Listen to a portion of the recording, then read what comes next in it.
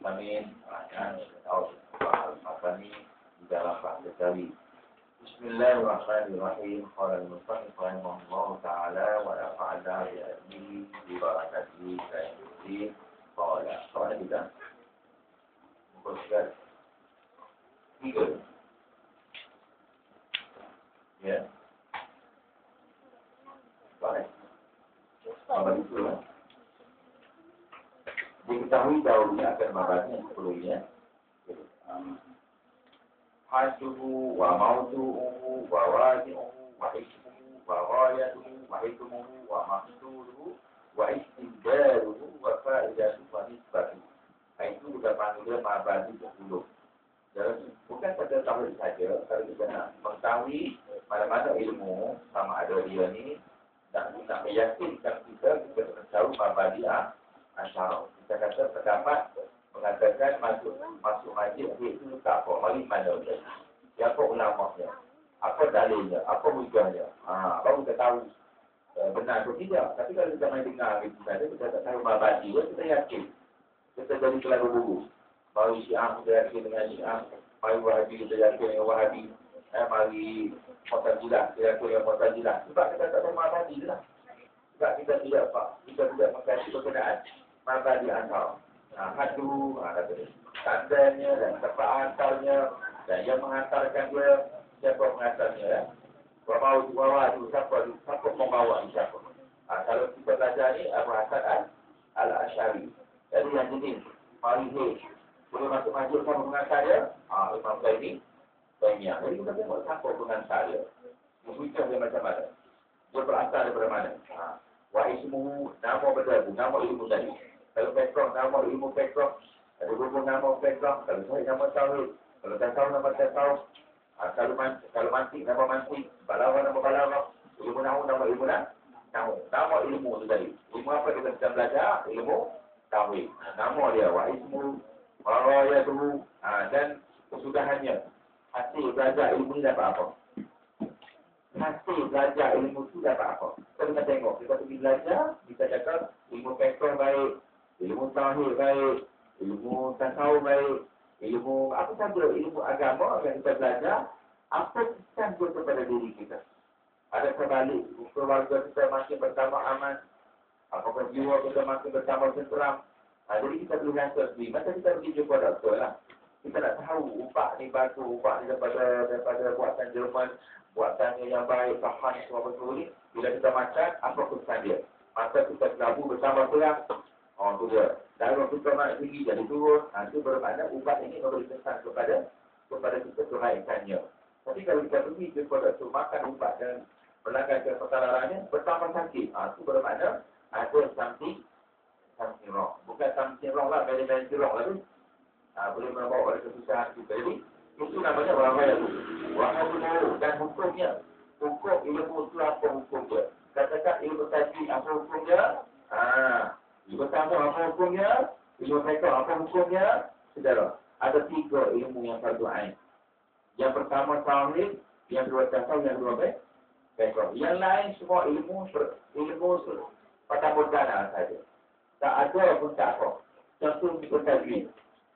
Ilmu tajwid tidak wajib. Yang wajibnya belajar Quran dengan sempurna itu asalnya. Maka ulama bila nak suruh kita betul baca Quran, dia gariskan ilmu tajwid. Dia ambil kaedah dia ambil dari segi nahunya, balaghahnya, dari segi perbahasan ulamanya, dari segi syarahnya, kemudian disusun kepada kita. Macam pagi tadi kan jawab satu contoh. Kenapa kalimah Allah ini sebagai contoh ya. Sebagai contoh. Kenapa kalimah Allah? Kalimah Allah dia tidak buat tanda mat. Kenapa dia buat begitu? Satu saya bagi tahu ulama lah. Nabi tak bagi tahu, tapi ulama tak betul lah. Tak bagi tahu kepada kita jangan suka jadi kabur ataupun confuse. Maka setiap sebutan Allah boleh tanda begini. Tapi bacaannya mana? Bacaannya mesti Allah Akbar begitu. Begitu juga dengan Allahumma. Dia beri tanda begini. Tetapi bacaannya kenapa? Banyak orang yang terlalu pandai tajwid Dia tak bagi 2 harakat, dia bagi 1 harakat. Haram lah. Sebab apa? Walaupun tanda dia begini, tapi bacaannya 2 harakat. Kenapa? Sebab nak membezakan Allah ni dengan Al-Lata. Afara'aitumul Lata wal-Uzza. Afara'aitumul Lata. Ada satu bahasa dalam Quran, Al-Lata. Jadi Al-Lata secara nama kepada berhala. Jadi ejaan dia sama pada masa itu. Ejaan dia alif lam lam termarbuta. Maka ulama-ulama asingkan Al-Lata dengan Allah. Maka ada tulis afara'aitumul contohnya afara'aitumul Lata. Dia akan buat alif ni baru datang pada alif kecil, betul tak? Tu. Jadi pada Al-Lata. Kemudian ta ni dibuka kepada ta secara fikir. Asalnya ta lah bunyi. Asal dia. Maka Al-Kisai, ulama tukar bacaan ini dengan dia tukar kepada huruf ta dan Allah tadi dibuka dengan tanda mat. Kerana nak memperbezakan dengan sebutan lafzul jalalah. Inilah dia namanya ulama. Supaya kita tidak dapat confuse, supaya kita tidak ragu. Hak ni adalah nama kepada berhala, hak ni nama kepada Allah. Maka dibuka tanda barisnya dan dibuka tanda belakangnya. Inilah berurutan. Tapi begitu juga dengan ada yang huruf adik ditanda dengan huruf suci dan sebagainya. Nak memperbetulkan dari segi bacaan kita. Jadi ini semua tidak ada dalam hadis, tetapi ada dalam ilmu pura yang dibahaskan oleh para ulama pura. Ulama pura 100% bersepakat. Tidak ada khilaf. Baris tanda untuk Allah mesti dengan tidak tanda mas. Kita cari hadis tak ada lah. Sebab apa? Sebab itu dipilih pendapat ulama berkenaan ilmu tajwid. Begitu juga dengan ilmu tata, begitu juga dengan ilmu fiqh. Dia pernah buat keputusan begitu. Kadang-kadang terpilih ulama, maka kita ambil yang kita kemas. Kita pegang dalil apa. Kalau kita di Malaysia, kita mulai bermazhab Syafi'i. Itu mana lagi? Okey. Kemudian katanya, hukumnya. Jadi hukum belajar ilmu tafsir ini adalah fardu ain. Tapi kalau kita fardu ain kepada ilmu politik, matilah kita. Murni ilmu fardu ain, pasal kata kerja fardu ain, berniaga fardu ain, itu bukan lah itu. Berdakwah fardu ain. Fardu ain ada 3 yang pasti tidak boleh dipertikaikan. Tauhid, tasawuf dan fiqh. Kalau macam susah pasal dakwah, fardu kifayah. Bagaimana dengan ilmu nahwu, fardu kifayah. Ada seorang yang pandai nahwu, ajar kepada kita, lepaslah kita dari ulama nahwu. Nahwu utama nahwu. Ulama bahas sampai berselisih pendapat. Ada yang mengatakan isim domain, ada yang mengatakan isim fa'il. Dia bahas pada satu huruf. Macam Sibawai. Ulama nahwu yang paling masyhur bernama Sibawai. Saudara, ulama nahwu paling masyhur bernama Sibawai. Ulama tasawuf yang paling masyhur bernama Imam Ghazali. Ulama tasawuf yang paling masyhur bernama Hasan Al-Ash'ari. Ulama fiqh dan mazhab kita yang paling masyhur bernama Imam Asy-Syafi'i. Ini semua lam tadawul. Ulama yang mahir dan tidak boleh berpertikaikan ilmunya. Macam Sibawai. Jangankan kita, Tok Guru dia seranda. Tok Guru dia seranda. Berfaham pasal anak. Di konsumsi kita bergaduh dengan terus, tanya lepas belajar. Awak ada apa persoalan? Ada tu. Anak ni kata dia, bukan sedamai, ada simpain. Terus dia, bukan anak ni sedamai. Terus dia kata, pandang apa belajar dengan aku. Dia pun lari. Terus dia hamak lari.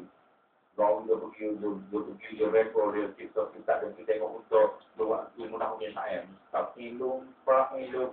Dia buat lagu, kita nahwu. Kemudian satu masa dapat dah. Punya begini anak dia. Okey, dia balik nak beri jawapan pada Tok yang anak ni bukan istilah. Dia balik kita pergi rumah Tok dia. Dia. Assalamualaikum. Dia bagi salam. Tunggu dia pun tanya dia. Man anta? Dia pun jawab. Oh no. Jadi mana nak kenal tak? Mana nak kenal? Siapa tu? Oh no. Oh dia tu kakak dia. Jadi tu dia buka. Oh mu si bawa. Yalah. Sebab tunggu jangan saya baru tu. Baru kenal. Bermakna anak saya berkata istighfar. Istighfar. Saya mau orang baru tu. Oh kenal. Ini si bawa betul. Kemudian dia ujian. Baru raya jadi mujtahid. Baru raya jadi mujtahid. Ini kita pergi ke seminar budak sekolah pondok umur 7 tahun komen. Betul baca tadi ayat nazar. Betul tak mahu tafsir Quran balik belajar lu masuk semula tahun lepas. Sudah. Untuk umur 17 tahun. Komen kepada profesor bertaraf mufti. Saudara sekalian. Tak secara bila kita tanya, kita kena ada jaminan. Kalau tidak, jangan jadi ustaz. Kalau ada orang pandai-pandai kita, okey saudara, minggu depan saudara mengajar, saya mengaji. Di situ baru boleh mengajar.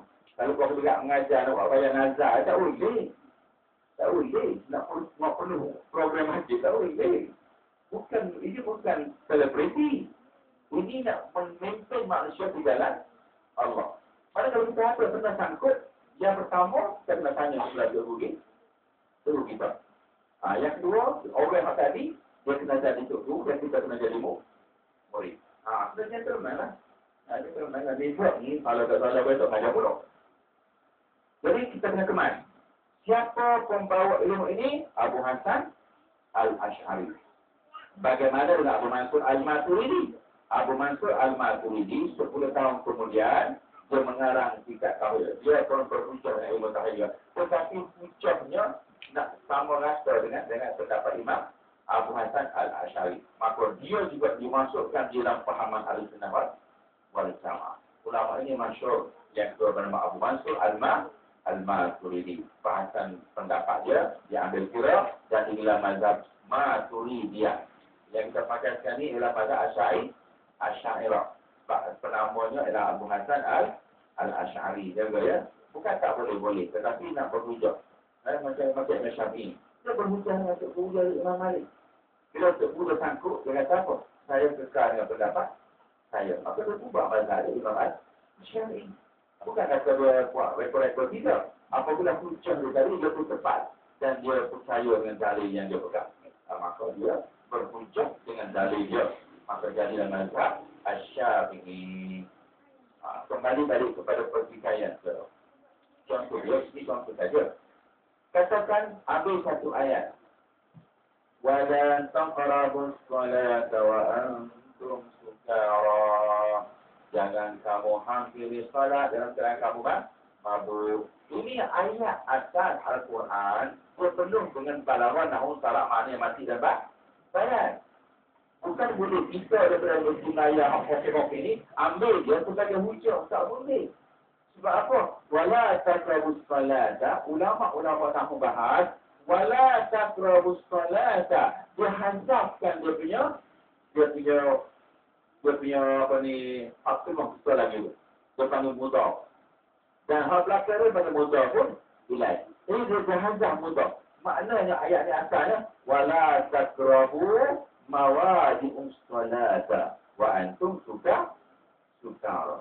Sebab tu kita tak dapat faham. Sebab kita tak faham ilmu nak tahu apa yang dihazaf kat tengah. Kita tak tahu. Apakah sebab itu Imam Syafi'i, Imam Malik, Imam Syafi'i, Imam Hanafi berpendapat haram mutlak orang yang period berada dalam masjid. Hanya harus melalui sahaja. Illa abiri sabili hatta tasilu. Kecuali sekadar lalu sahaja. Hatta tasilu sampailah dia mandi hadas pun ada besar. Maka pertikaiannya berlaku.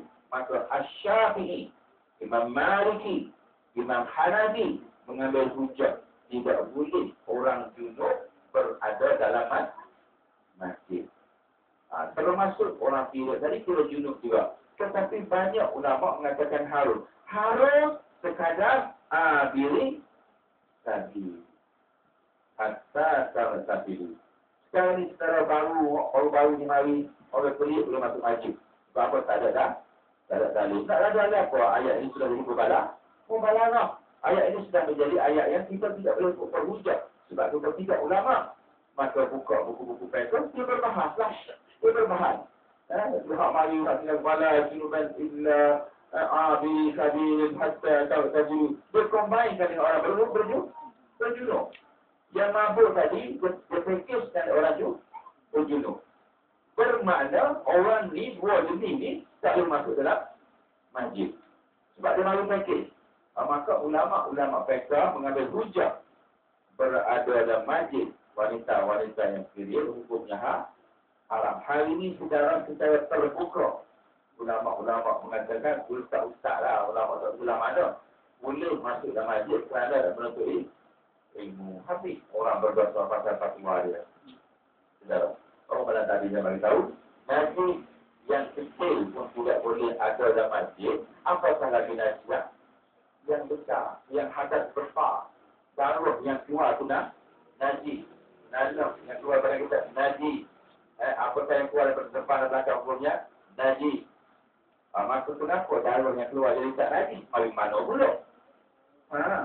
Inilah dia puncak yang tidak perlu dipegang, tidak perlu dimuatkan, itu perlu dipegang najis. Jaga-jaga dia, hari ini pelik-pelik punya ustaz, berani-berani orang hukum. Kita sudah tahu, maka kita berhati-hati. Baca Quran diharamkan secara total. Ada ulama mengatakan tasbih boleh. Pasal apa? Pasal banyak perkara yang berkaitan ayat Quran. Jadi boleh tengok apa ni? Orang mati kan, orang sudah balik. Inna lillahi wa inna ilaihi raji'un. Ulama mengharuskan. Sebab apa? Itu doa kepada tasbih tengok bala yang berlaku. Maka ulama mengharuskan. Pasal apa? Dia bertukar menjadi doa. Dia bertukar menjadi doa. Tasbih. Tetapi kalau kita niat baca Quran tetap haram. Macam solat juga. Kadang pernah kita dengar di pekak Quran perbandingan. Macam solat juga. Pernah ulama-ulama ustaz-ustaz mengajar kalau orang panggil salam kita harus kita jawab salam dalam sembahyang dengan panggil kaedah yang tertentu. Kita nak syukur solat kita, imam kita ataupun kawan kita yang batal solat dia, yang batal wuduk dia, yang terkena najis pakaian dia, dengan cara mengatakan subhanallah. Begitu juga dengan orang beri salam kepada kita makan, kita berjawab dia dengan subhanallah. Ulama bahas kerana tidak boleh berkomunikasi dengan orang lain ketika solat.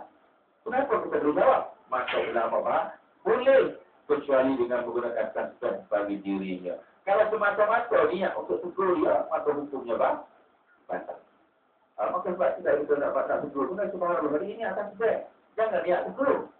Niat tasbih. Macam imam ni juga. Imam. Fakum dinukum waliyadin. Allahu Akbar. Niat tu makmum dia benar. Supaya dia batal. Pasal apa? Berkomunikasi dengan manusia ketika solat. Tak boleh. Apa boleh orang tak? Imam diharuskan menjaharkan bacaannya dan menjaharkan takbirnya ketika solat. Kalau untuk isyak subuh, maghrib, dijaharkan bacaannya. Fatihah ayat lazim. Kalau untuk lain, dijaharkan takbirnya. Diharuskan. Maka kita berlaku Allahu Akbar. Semasa kita melakukan keharasan itu, at the same time, makmum boleh dengar suara kita. Tetapi kalau kita semata-mata, Allahu Akbar, suruh makmum dengar, maka solat itu batal. Ini sebab itu diambil ulang. Bagaimana dalil itu pula? Ustaz, lalu tanya pula. Innamal a'malu binniyat. Ambil situ pula. Innamal a'malu binniyat. Kalau niat, takbir untuk orang, maka solat solat batal. Ambil situ pula dalil dia. Dia perlu dia berkisar di sini, hujah dia. Bukan kata ambil satu saya juga. Dia menyeluruh. Sebab itu perlu juga ilmu. Kalau hukum dia, patut belajar ini, hukum berdoa. Pokok. Hal lain serta supaya baca ilmu matematik, ilmu nahu, ilmu saraf, ilmu falak, ilmu astronomi, itu patut supaya. Tetapi background tauhid tasawuf, ilmu fardhu ain. Nah, itu hukum. Nah, dia kebal dan bagi awal lagi. Wa maqsuduhu, dan maksudnya. Mana maksud tadi nak halal ke mana? Perbahasannya tadi nak tuju ke mana? Apa akibatnya? Itu seterusnya. Wa faidatuhu, dan faedahnya. Dan nisbahnya. Nisbah itu tadi, apa kepentingannya nak dibandingkan dengan ilmu-ilmu yang lain. Itu dipanggil nisbahnya. Pasal pekor pun wajib. Tasawuf pun wajib. Apa nisbahnya nak dibandingkan dengan ilmu lain? Kita gagal dalam ilmu pekor, kita berdosa. Kesalahan dalam pekor, kita berdosa. Kesalahan dalam tasawuf, tak dapat pahala. Kesalahan dalam tauhid, gugur syahadah, batal iman. Ada beza tak?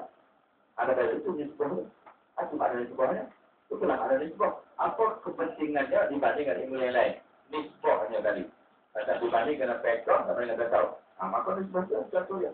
Kalau kita gagal di segi pekor, bermakna kita batal solat kita, buat solat lain.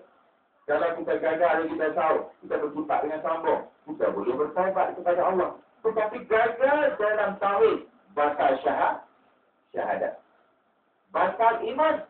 Bila batal iman saudara, batal amalan. Putus ingkar tauhid. Dan tidak boleh dikuburkan di kuburan orang Islam. Sudah-sudah dia sebab dia sudah bukan Islam. Alangkah jauhnya beza antara ilmu tasawuf dengan ilmu tauhid. Gagal dalam ilmu tauhid, rosak akidah. Gagal dalam ilmu fiqh, batal ibadat. Boleh buat semula. Tetapi gagal dalam ilmu tauhid, batal syahadah. Bila batal syahadah, sudah batal haji, batal puasa, batal baca Quran, batal juga salih. Dia berat kalau ada tu Ustaz. Sebab tu lah orang ulama tu belajar. Sebab berat tu lah. Selek masa saja. Ngaji banyak-banyak buat apa kalau tu kau berita. Boleh. Pergi orang ngaji. Jadi kalau kita ni, secara sebenarnya kita macam ada berganda. Nanti kata para sahabat dia apa dia? Ana lakum kawaladilli waladi. Aku dengan kamu semua sebagai bapa dengan Adam. Kenapa dia takut sahabat-sahabat ini melakukan kesalahan? Maka dia jaga seperti jaga. Tak ada sikit saja dia tanya mana pergi. Nabi nak tasbih, dia pusing belakang dulu. Dan sama tu bukan macam kita ni, dulu macam nak tahu kita pergi berapa besar. Kan? Belakang dia ada berapa meter ya, 100 hasta dia pergi. Luah dia. Jadi bila Nabi nak semayang, dia ada ni. Hai, mana tak nampak ruangan? Oh, ada. Oh, mamak dan mamak. Seorang tak ada untuk pergi cari. Kita ni dia tak ada lama, tak ada cari tu. Tapi Nabi tak ada seorang. Dia tanya. Lepas salam, Abdurrahman, ada. Kenapa lambat tadi? Kenapa lambat takbir tu? Dia tak semayang, lambat takbir. Takbir tu orang tidak dapat bersama. Ya Rasulullah, tadi aku tengah tunggu pedagang daripada Yathrib sana, daripada kota Mekah sana, daripada Syam sana. Aku ada dating, gitu. Tadinya, dia datang dengan penuh harta benda yang banyak. Aku takut rugi. Apa kata Rasulullah? Ya Ahmadul Rahman, takbir Rasul Ihram bersamaku lebih banyak pahalanya daripada harta dunia dan seisinya.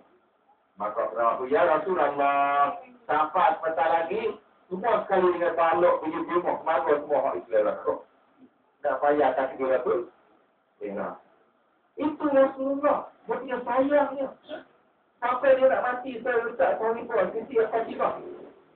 Ketika saat geringnya, dia berkata, wahai Aisyah, wahai Fatimah, alangkah sakitnya, kata dia. Kalau beginilah sakitnya nak mati, kata dia minta Jibril alaihissalam bagi tahu Allah, biar aku tanggung semua kita mati umat. Dia sayang kepada umat dia sampai dia kata, biar aku tanggung semua kesehatan umatku, biar aku tanggung sakitnya tu. Tak mungkin. Sebab apa masing-masing kena tanggung sakit sendiri? Mungkin. Begitu. Berpeluh jantan. Apa Timah kata? Kemudian Fatimah pun tengok Rasulullah tanya dia berputih lah. Rasulullah pangkat kepala letak kat telinga. Tumak telinga dia dengan mulut Rasulullah. Rapat kepada dia. Dia bisik kat telinga Fatimah. Ya Fatimah, jangan bersedih. Orang yang pertama mengerti ledakanku ialah kau. Sebab itu Fatimah mati 6 bulan kemudian. Dalam umurnya masih muda. 12 tahun. Kenapa? Mengikuti jejak Rasul di belakang Rasulullah. Ini cerita kisah Rasulullah. Begitu juga ketika bangkit daripada mahsyar. Ketika tiup sangkakala yang kedua. Semua sekali bangkit. Yang pertama bangkit ialah Rasulullah SAW. Artinya kepada Allah lepas azan tu. Bila apa aja kan. Allahu Akbar. La ilaha illallah. Allahumma rabbana jawabittamah. Wassalatul qa'imah. Sayyidina Muhammadin yang dijanjikan dengan dibangkitkan dengan makamnya yang terpuji. Ini hadis. Bangkit ketika bangkit di badan mahsyar. Orang pertama dan orang yang sebelum Nabi Isa alaihissalam. Tadi kata bila sahabat tanya, dia kata, aku tak tahu. Aku dulu kan Nabi Isa dulu juga dia. Lepas tadi dekat bangun. Maka sahabat berbara okor. Jadi Nabi dulu. Sebab dia ulul azmi. Maka dia bangkit, Rasulullah dia bangkit, dia gaul kepada Allahumma salli ala hamdi wal hazan. Dia gaul muka dia, kerana muka dia penuh dengan sebutan. Sebab itu setelah ulama bila kita bangkit dari tidur, selepas salam kita gaul muka. Apa kata doa? Macam Nabi doa di pada masa. Allahumma zid'anni al-hadwat wal hazan. Kalau tak sanggup, misalnya muka dia yang tak ada debu di sana. Jadi, ada orang yang sombong tak tahu dah. Dan itu lagi. Tak salah, tak tahu. Tapi itulah tawaduk kita. Nak mengambil sempurna dengan kata. Tak kenapa buat selepas salam? Sebab tidak disyariatkan. Dia sudah bertukar menjadi doa. Bikul dia diberi salam. Doa yang paling makbul di belakang kau. Salam. Assalamualaikum warahmatullahi wabarakatuh. Salam pada doa. Tak semayang sudah selesai. Betul. Okey. Bila Nabi bangkit, dia terkejut tengok pada masa yang begitu huru-hara, gelombang yang besar, dia setuju kepada Allah Subhanahu wa Ta'ala. 7 hari 7 malam. Hari akhirat. Hari dah berapa lama? Dengan 1000. Kemudian Allah tengok Nabi-Nya setuju tak bangun-bangun. Allah kata apa? Ya Muhammad irfa' ra'sak washfa' tu syafa'. Muhammad angkat kepalamu. Minta apa yang kau mahu akan kuberikan. Dan syafaat apa yang kau mahu syafaatkan akan kutunaikan. Itu Ya Muhammad irfa' ra'sak, angkat kepalamu. Wasta'at, minta akan kuberikan. Washfa' tu syafa', musyafaat akan kutunaikan. Nabi berbangkit, saudara. Apa Nabi cakap yang pertama-tama sekali? Ya Allah, doa Nabi yang pertama adalah Izan wahidun min ummati inna. Aku tak mau satu pun umatku dalam neraka. Keluhan pertama Nabi ketika bangkit setelah pada ummati. Bagaimana dengan umat? Ini kasih sayang. Begitulah juga orang ni secara dia bersifat kasih sayang. Dia nak supaya anak murid dia ni tidak salah dari segi amalan, tidak salah dari segi ibadat, tidak salah dari segi tauhidnya, supaya selamat masuk syurga. Itu dia punya motif dia. Sebab itulah sekalian orang alim yang mengajar ataupun orang ustaz yang menuju manusia, dia tidak macam kita. Dia bangun malam, dia doakan supaya anak murid dia selamat daripada api neraka. Dia tidak ada kepentingan dilema, tak ada. Dan juga ustaz-ustaz selebriti, selebriti. Saya tak kira orang tak faham jadi masyur. Tak selalu nak make up dulu. Duduk, baik-baik. Make up suku dulu ni. Pasti barulah. Selama agama. Pakai yang tercinta nak dengan jelaskan. Dengarkan nak. Sampai gitu sekali. Adakah ini nak bawa orang kepada Allah? Jangan. Tak sekali nak. Dan mau biasa masuk. Maka ulama tidak sekali-kali. Itu pasti dia. Dan hukum yang kata dia maksudnya sebab ambilnya dapat dengan sebuahnya. Inilah dia namakan Magadi yang 10. Mungkin saya tak puas hati dengan tahu. Buat ni mulai dia tak apa. Katakan ilmu Mereka, okey buat. Hadru, bahasa cara mana? Wa'uduhu, tujuan di mana bahasanya? Wa'adu, siapa dia? Imam Asy-Syafi'i. Wa'ismu, namanya ilmu apa? Ilmu betul dan sebagainya. Wa'awayatu, kesan belajar ilmu apa dia? Baru pula seterusnya. Okey, ambil satu ilmu lain pula. Ilmu astronomi pula. Okey. Hadru, cakap mana? Bulan, bintang, cakrawala, bumi, laut, dan petronas. Betul. Wa'auduhu, tempat perbahasannya di mana? Itu dia, Amerika Syarikat, UK, University of Los Angeles. Itu dia. Wa'adu, pengantar apa dia? Saya pengantar dia, ilmu astronomi, ilmu sains dan sebagainya. Tengok asal boleh tak kira. Charles Darwin. Itu dia. Rekor kepatuhan pertama. Itu dia. Rekor kepatuhan pertama. Rekor fisika pertama. Wa'adu. Wa'adu, nama dia apa dia? Sains dan teknologi. Itu. Wa'adu, kesan apa dia? Kesan dia habis budak-budak pengatur mengenai internet. Hasil daripada kajian sains tadi, habis budak-budak anak Datuk Kampung. Kesan daripada ilmu sains tadi. Wahai hukum dia apa dia? Hukum dia kaya raya Yahudi. Anda faham kan? Apa saja fatwa dan formula sekarang nak tahu betul ke salah, ambil Mabadi'ah Asy'ariyah sebagai guideline kepada satu benda yang diperkenalkan kepada kita. Termasuklah ilmu-ilmu dunia sekalipun, maka taklah disebut ini ilmu fardu ain, ini fardu kifayah. Ini haram kerana ajaran daripada syaitan dan Yahudi. Apa dia ilmu sehingga? Jadi kalau itu kita faham, maka sudah ada satu nama Mabadi'ah Asy'ariyah. Maka hak ilmu usuluddin. Ni yang kita belajarkan ilmu usuluddin. Namanya ilmu sifat huruf kita pun nama, tetapi ilmunya adalah ilmu usuluddin, ilmu asas agama. Asas agama ialah ma'rifatullah. Itu nama dia usuluddin. Maksudnya masuk kita kepada al-ilmu bil aqaidud diniyah, ilmu berkenaan aqaid yang dibangsakan kepada agama, an-nasyati anil adillatil yaqiniyah, yang membawa dalil yang diyakini. Dalil yang yakin. Mana dikatakan Allah ini satu, ni dia. Qul huwallahu ahad. Mana dikatakan Allah tidak perlu bersifat seperti makhluk, laisa kamitslihi syai'. Itu dia. Jangan pula Allah tu atas, Allah tu bawah, jangan. Sebab apa? Menafikan laisa kamitslihi syai'. Ada pun yang Allah sifatkan dengan sifat dia, muka, tangan, atas, bawah, itu ibarat dan isyarat. Supaya kita boleh faham benda yang ghaib. Sebab apa? Wa yadribullahu al-amthala lin-nasi la'allahum yatadhakkarun. Allah bawa sebagai contoh. Apa berdepan dengan wajah tu? Fikir balik. Taklah tu ada muka pula. Maka anak tu bukan faham. Okey, sebab contoh ya. Kita nak suruh anak kita faham bagaimana nikmatnya makan tom yum. Bagaimana kita nak bagi tahu dia? Bagaimana nikmatnya nikah kahwin. Ada tahu dia belum kahwin. Ada. Dia belum kahwin.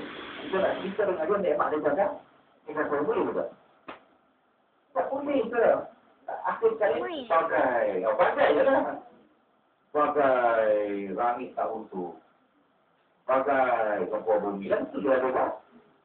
Bagai tsunami. Budak sungai lah. Apa dia? Bagai.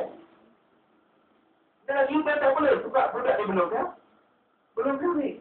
Begitu juga. Maka tak sebab Allah kepada kita. Sebab kita belum melihat belum melihat Allah. Maka perumpamaan ini ulama gelarnya sebagai mutasyabiah. Sebab apa? Masing-masing budak pun dah melihat wajah Allah. Macam mana putuskan? Saudara boleh tak umpama kepada kita belum tengok? Saya rasa rimau ni bergian-gian. Kita tak pernah tengok. Tengok dan gambar, sudah.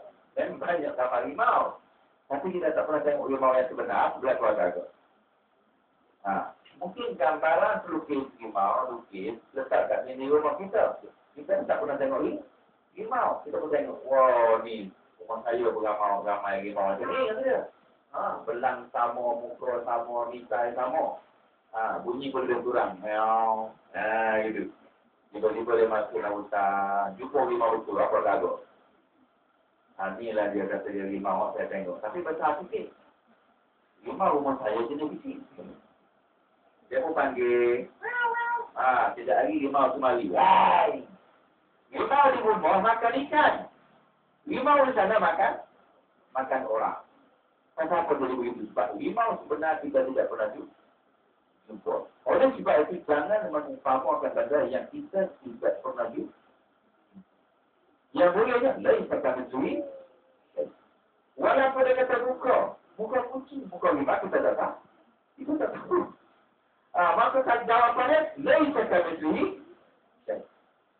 Tetapi sudah wahabi kalau muka tak boleh. Biarlah muka sungai dia ada muka sungai kita tak apa lagi dia nampak dia. Dia jangan bahannya dia saudara ayam terlekat dahi kita kamu kita terlekat dahi. Dia pegangan. Allah berkata kursi ya sudah. Pasal lembik lagi. Sudah bila duduk atas kursi berbana duduk sebab makhluk. Apa tu sebab makhluk. Bawah sebab makhluk. Kiri sebab makhluk. Kanan sebab makhluk.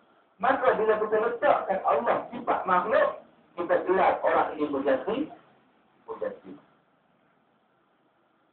Apa yang mana ayat ini Ustaz? Wallahu a'lam. Itu jawapan dia. Bila jumpa dengan ayat atas kursi, ayat muka, ayat tumit, ayat tangan, maka jawapan dia wallahu a'lam. Kalau nak juga hurai, ambil takwil daripada para sahabat. Supaya kita tidak rosak, kita punya akidah. Atau kita punya pegangan Ahlussunnah wal Jamaah. Itu dalilnya, dalil yang yakin dari itulah, dalil yang yakin dari kami syait untuk satu. Dan maudoknya itu zat Allah dan zat segala anbiya-Nya yang kita bicarakan itu. Yang kita berbahas ni, zat Allah dan zat segala Rasul-Nya daripada sekira-kira kita bicarakan daripada balai wajib baginya, mustahilnya dan harus baginya. Sebab satu, perumpamaan lah. Kenapa kita bahas wajib, mustahil dan harus? Sebab kalau kita tidak buat asas begini, kita akan lari daripada sifat makhluk dengan sifat Nabi. Sebab sama-sama makhluk. Maka perbahasan kita adalah wajib, mustahil, harus. Ini perbahasan ilmu tauhid. Ini perbahasan ilmu tauhid. Kenapa kita kata wajib? Sebab wajib bagi Rasul tidak sama wajib bagi kita. Mustahil bagi Rasul tidak mustahil bagi kita. Harus bagi Rasul tetapi mustahil bagi kita. Ini disebutkan Rasul. Okey, contoh. Wajib bagi Rasul. Apa dia di antaranya? Didik, amanah, tabligh, hasanah. Boleh tak kita macam tu? Kita kata lagu mana wajib bagi Rasul? Apa wajib? Kita buat contoh ya. Kita buat contoh. Bila sebut wajib bagi Rasul, buat contoh. Satu wajib bagi Rasul menyampai. Tabligh, betul tak? Okey. Wajib bagi kita apa dia kata? Wajib bagi kita melakukan apa yang Nabi kata. Apa yang menyampai ke mana? Mengikut kata yang kita maaf. Apa kita suruh lagi? Baik. Sini amanah. Tabligh. Fatwa. Ini sifat wajib bagi Nabi. Okey, beza dengan kita. Wajib bagi Nabi syirik.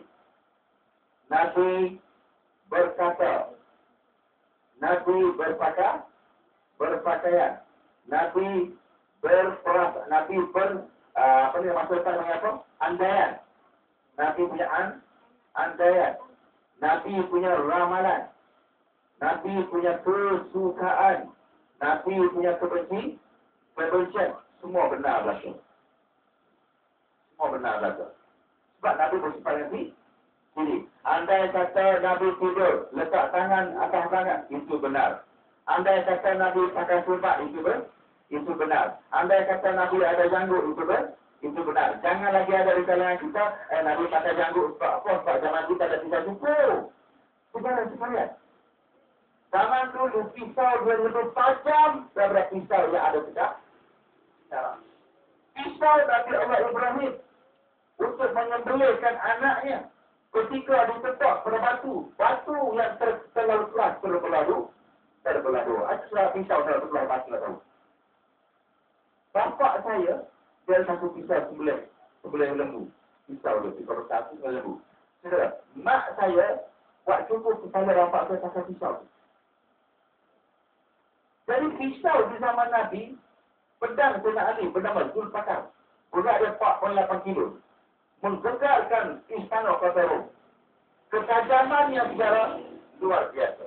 Ada orang akhir zaman berani berkata, zaman dulu pasal Nabi pakai janggut sebab tak ada pisau kuku. Jadi tak ada. Begitu juga apa pasal haram bukan masuk toilet, sebab apa? Sebab zaman dulu tak ada telefon. Ini Ustaz Milo. Sebenarnya bangunan piramid Al-Hawl yang dibina oleh Fir'aun di Mesir. Kita tahu tak dibuat bila? 2000 tahun sebelum kelahiran Nabi Musa. Saudara pergi tengok di Mesir sana bangunan dia. Dia sampai masa tu kilang sini belum ada. Dan kekuatan dia sampai sekarang tidak untuk. Pendek kata barang-barang dunia zaman dulu lebih canggih tak dibanding zaman kita. Boleh dikatakan sebab apa haram masuk masjid, sebab zaman Nabi tak ada tempat. Punya bila ni Ustaz. Tapi bukan sini nanti Ustaz belah-belah. Sebab kita tak ada. Dia tak pernah dengar lah tempat kita yang okey. Dia okey, dia boleh guna. Begitu juga perempuan masuk masjid. Begitu juga dengan janggut. Dia takut janggut panjangnya apa? Ini orang Arab memang janggut panjang. Sebab tak ada pisau, tak ada jilut. Orang macam ni sudah mari masjid kita cari pokok kau apa ni buat ali tu tambahkan sebagai benda. Jadi sisi ini benar. Kalau bagi kita belajar zaman dulu, benar Nabi tidak berbohong, betul tak? Nabi bercakap benar, Nabi tidak berbohong. Itu kita mengaji kelas tadika. Perbahasan kita selepas ini, benar Nabi, benar kata-katanya. Ma yantiqu anil hawa in huwa wahyun yuha. Benar dari segi perpakaiannya. Dia pakai jubah sunnah. Dia pakai kurban sunnah. Dia pakai sibai lidah sunnah. Dia gosok gigi itu sunnah. Dia berkawin itu sunnah. Benar pada pakaian dia. Kalau pakai janggut itu sunnah. Dan segala-galanya. Andaian dia benar.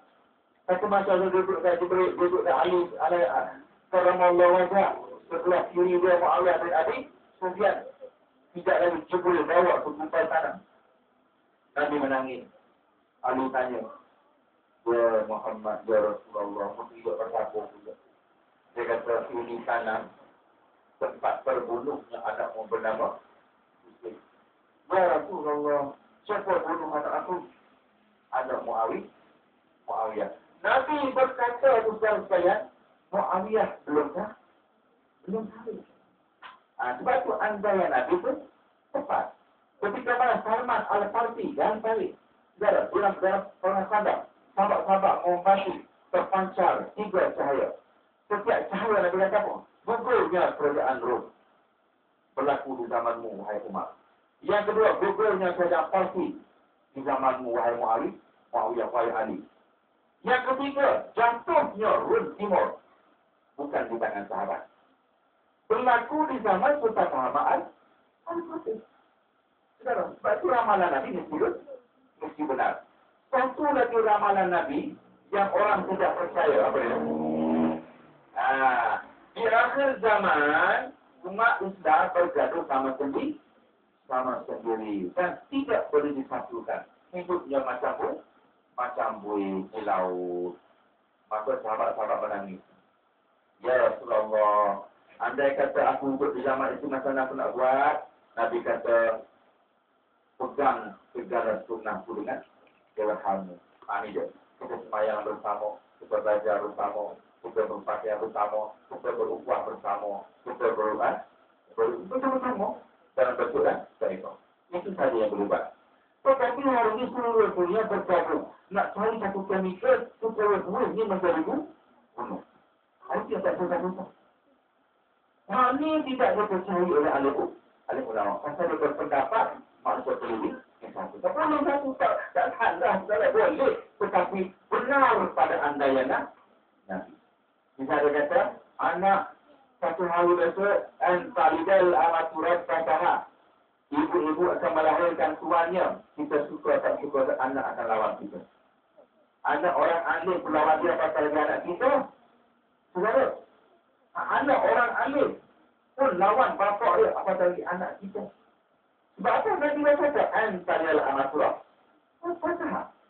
Nak esok ke mana pun sekarang Nabi dah tua mulut dia. Ibu-ibu di akhir zaman akan melahirkan anak yang sebagai tuan kepada ibu. Saya tengok berarti saya tak percaya. Mak zaman sekarang cukup gemar jaga cucu. Marah sebenarnya, cucu, awak pun sama. Sebab apa? Sudah menjadi kebenaran. Antara Nabi betul. Akhir sekali, beranak, jaga anak. Bukan sudah pulang jaga cucu. Tak bangkol, jaga cucu. Masih yang cucu. Tak datang bagi balasan. Sebab apa? Sebab tak membenarkan kata-kata lah. Kata-kata lagi. Satu berhati-hati. Jangan mok jangan dulu tak nenek dah begitu sangat. Biar dia pasal lah.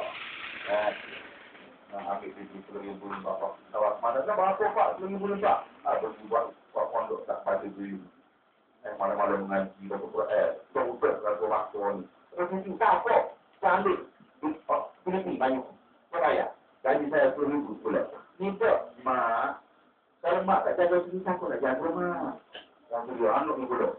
Jangan mau buka juga. Itu ya. Duduklah dengan itu. Apa pasal dia begitu nak mempertahankan andai Nabi Sallallahu Alaihi Wasallam? Sebab pada mungkin jadi berserabak, sungguh mau jangan jaga pintu, tak tengok. Ini main. Pasal apa? Pasal tak berlaku. Tak berlaku. Betul. Mengikut Imam Syafi'i dia kata apa? Umat Islam akhir zaman akan berpecah. Kalau 10 dah pecah 2, 5. Kalau 4 dah pecah 2. Kalau 2, berapa? Pecah 3.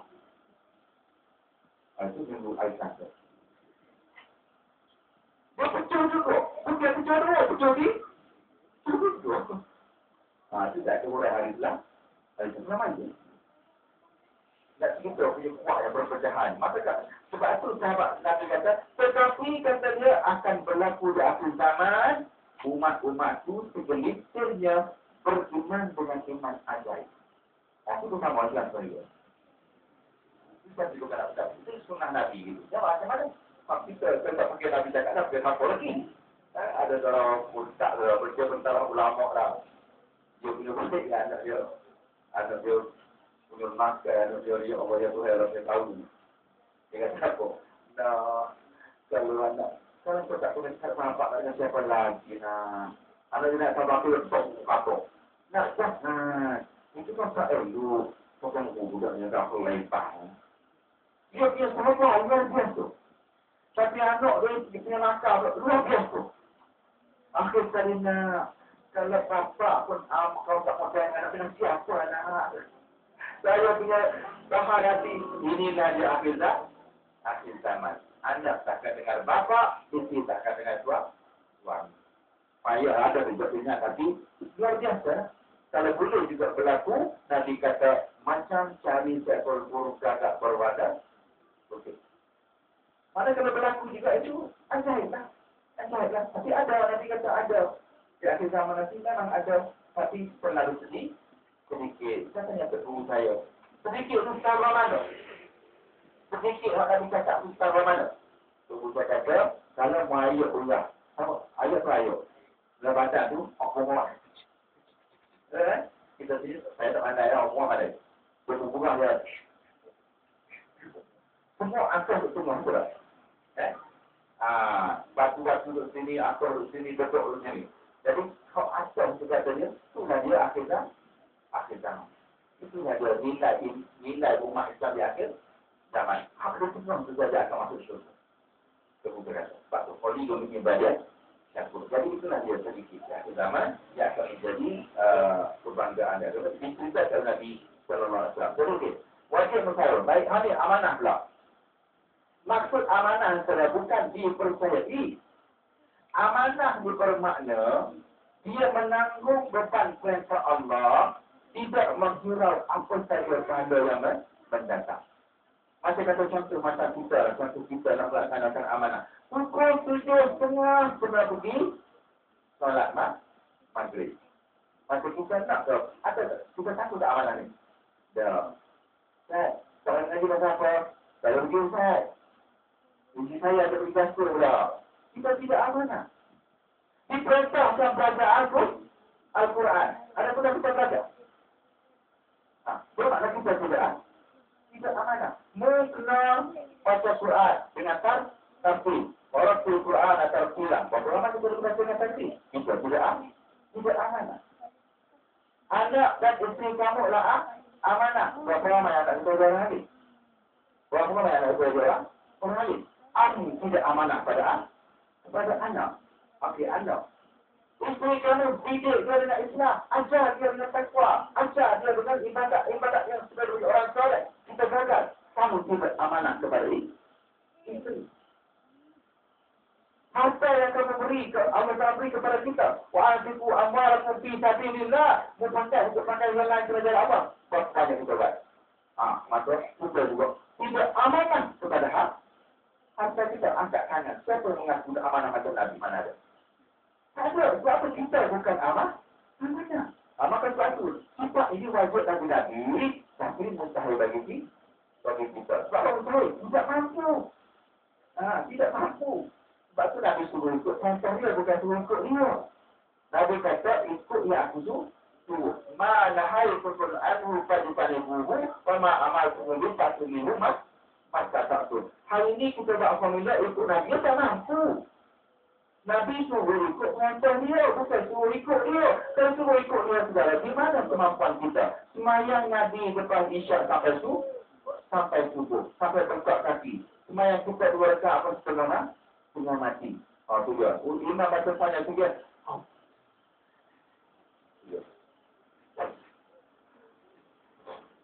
Sekarang saya pun nanti boleh payah tidur. Jadi saya sudah saya. Tu macam ni tau. Dia tu buka kaki gini. Lepas tu lama-lama. Dia tu buka dia. Lepas tu saya bunyi.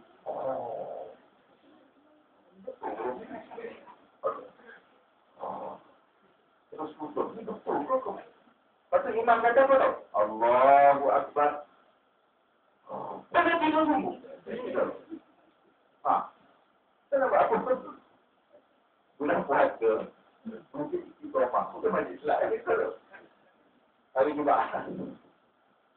Bagaimana baca bersekolah. Bertidur. Inna Allah wa malaikatahu yusalluna 'alan nabi. Ya ayyuhallazina amanu sallu 'alaihi wa taslima. Sallallahu. Bukan kau tahu. Rupanya itu. Kenapa dia orang kata demo? Kalau biasalah ini kau mak tak bangun lagi buat ada tak masih itu. Jadi kalau itu yang berlaku pada kita amanah tu. Amanah sepatu. Titik amanah tabligh patanah wajib bagi rasul. Kita cuba jadi oleh amanah menjadi tabligh dan macam jadi. Tidak mungkin. Sebab apa ini wajib bagi rasul. Bukan bagi kita. Bagi kita tidak mampu. Sebab itu saudara, perintah Nabi bukan ikut Nabi. Ikut apa yang kita mampu disuruh oleh Nabi. Itu perintah kepada kita. Tetapi perintah Allah kepada Rasul mesti 100%. Tidak boleh ada tertinggal. Sebab itu Nabi tabligh. 100%. Tidak boleh ditinggalkan. Sebab itu kita panggil wajib bagi Nabi. Ada kita wajib bagi kita sajalah. Wajib bagi kita apa dia? Proses isyak. Proses. Jangan ikut Nabi maksud. Okey, saya kata lagi ya. Saya kata itu tak ada kopi lagi lah. Jadi ni nak dari pusingan kedua tu. Kalau pusingan kedua dia tak boleh lagi, lebih tak ada rupiah lah. Dan maudhu'nya wallah. Dan maaf. Ya. Assalamualaikum warahmatullahi wabarakatuh. A'udzubillahi minasyaitonir rajim. Bismillahirrahmanirrahim. Alhamdulillah rabbil alamin wa sallallahu ala asyrafil anbiya'i wal mursalin wa ala alihi wa sahbihi ajma'in. Allahumma ya Allah ya Sahab ya Jabari افتح علينا ورسولياتنا فتوب على عليه وصلى الله عليه وسلم والحمد لله رب العالمين. Ada soalan ke?